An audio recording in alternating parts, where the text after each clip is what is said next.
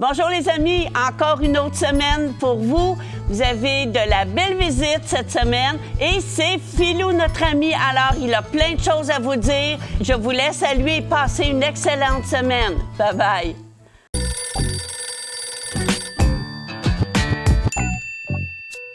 Shalom, bienvenue à Philou en ligne. Et cette semaine, nous allons découvrir une madame, une jeune femme qui a été une bonne amie pour quelqu'un.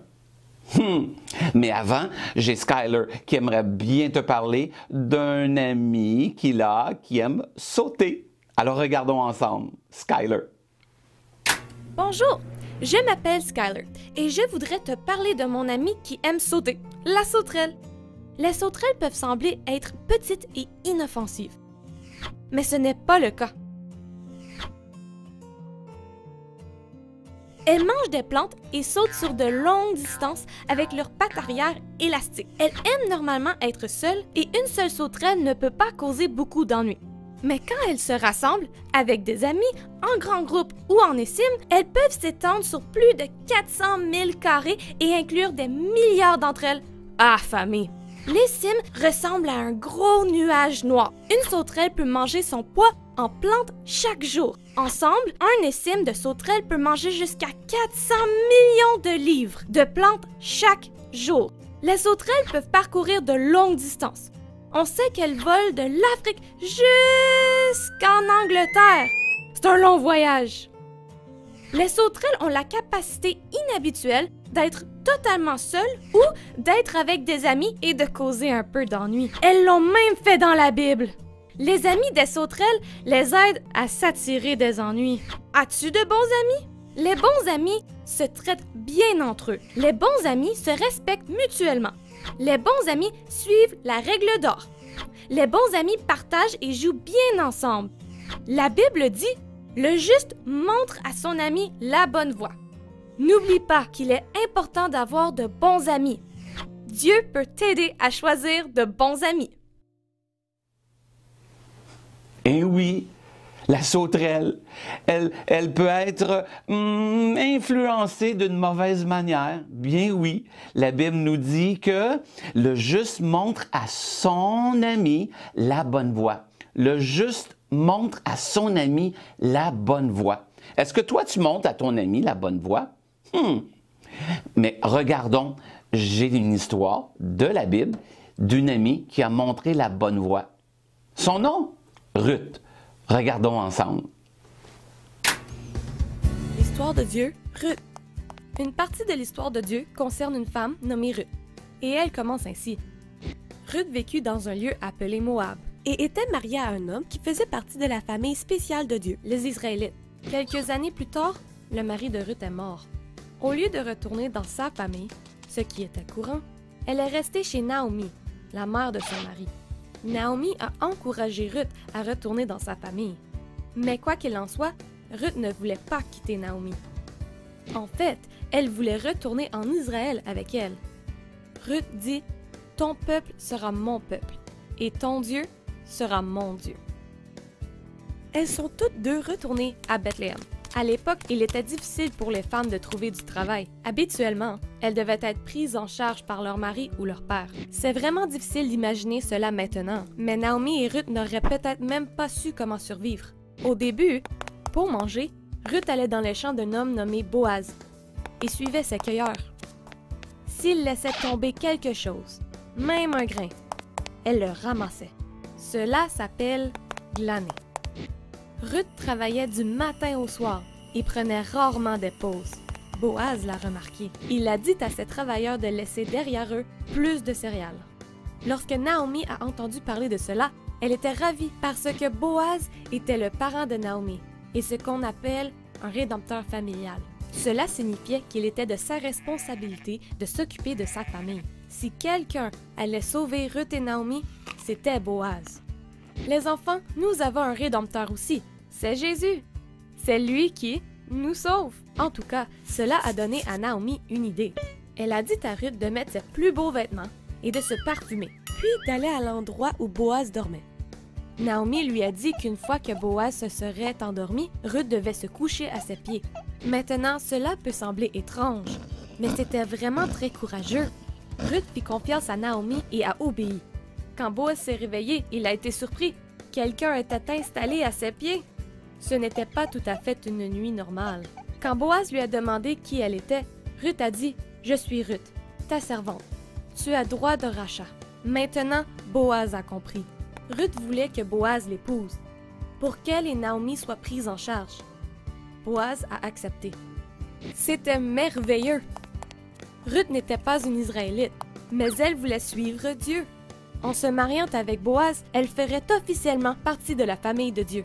En fait, l'arrière-petit-fils de Ruth est le roi David.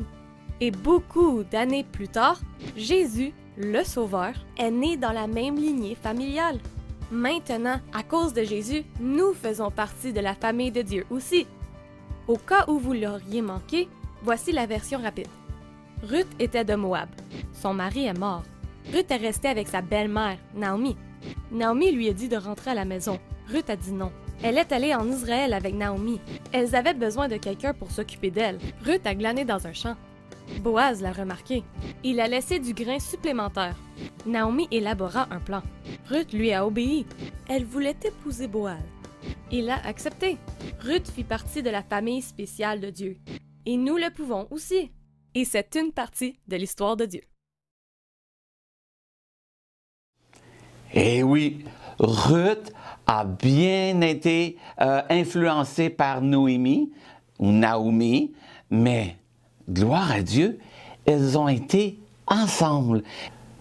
Toi, est-ce que tu as une bonne influence sur tes amis? Et est-ce que tes amis ont une bonne influence? J'ai un défi pour toi cette semaine. Regardons ensemble. Prends une feuille de papier et dessine tes amis. 1, 2 ou 3 amis. Ensuite, demande à tes parents si ce sont de bons amis. Si oui, prie pour eux et remercie Dieu. Sinon, prie Dieu et demande-lui de t'aider à choisir de bons amis. Bonne mission! Quel beau défi! Alors, est-ce que tu vas être capable de le faire? Dessine tes amis ou tu peux tout simplement écrire leur nom. Et oui, demande à tes parents si ce sont de bons amis pour toi. Et si ce sont de bons amis, on prie pour eux. Si on n'est pas sûr, on prie, puis on demande à Dieu de nous aider de choisir de bons amis. Moi, j'ai le goût de chanter et célébrer parce que comme la Bible dit, qu'est-ce qu'elle dit? Le juste montre à son ami la bonne voie. Et je veux célébrer et remercier Dieu pour nos bons amis. Alors, on va chanter et célébrer. Et Philo te dit à la prochaine et shalom.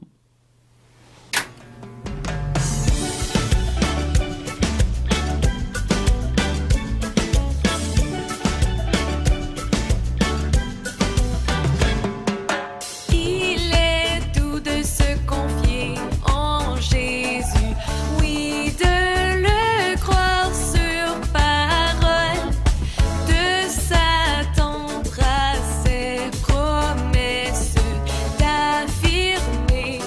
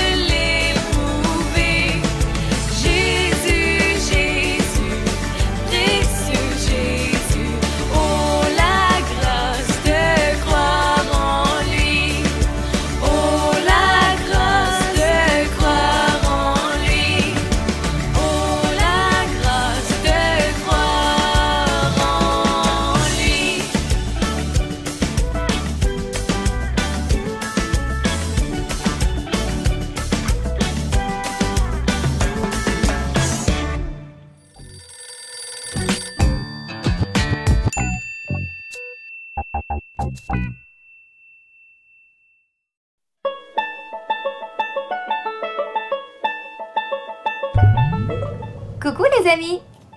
Est-ce que ça t'est déjà arrivé qu'un ami te fasse une promesse mais qu'il change d'idée? Puis, qu'est-ce que ça le fait dans ton cœur? Moi, ça m'est déjà arrivé. J'ai déjà une amie qui m'avait dit qu'elle jouerait avec moi et puis, quand est venu le temps, elle a changé d'idée et ça le fait beaucoup de peine dans mon cœur. C'est pour ça que mon papa m'a dit que je devais toujours tenir ma parole. Qu'est-ce que ça veut dire tenir sa parole? Eh bien, ça veut dire que je dois faire ce que j'ai dit. Comme par exemple, si j'ai promis à mon amie que j'allais jouer avec elle, eh bien, je dois jouer avec elle, même si ça me tente plus. Parce que si je change d'idée, ça va lui faire de la peine dans son cœur. Et c'est pas très amusant avoir de la peine dans notre cœur. En plus, mon papa dans le ciel, eh bien, il me demande de tenir ma parole. Comme Ruth, elle a fait. Ruth, elle a promis à sa belle-maman qu'elle allait la suivre.